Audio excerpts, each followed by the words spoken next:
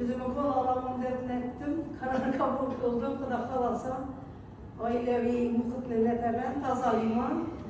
Ailede hemmemizde var. Kesinlikle. Şimdi ben hazır bir sen çek oturmayı dedim.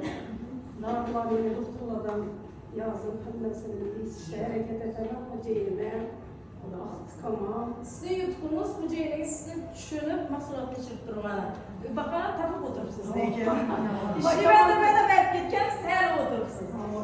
Mahsulat hüküm bırak için seyre kemen mesahatı ve Vezilerin yanına gelip işleşme hareketini edin. Kültürleşkenini yaşı göremek, insanların köplükünü yaşı göremeden bir yere çıta çıkıp durupsuz. Beyde kalaverişliği olup kaldım. Kalmam beyde, kim size kaldı? Sonra ben haklamam bunları dedim, aramıza çalışırız. Haklamam bunları dedim, haklamam bunu.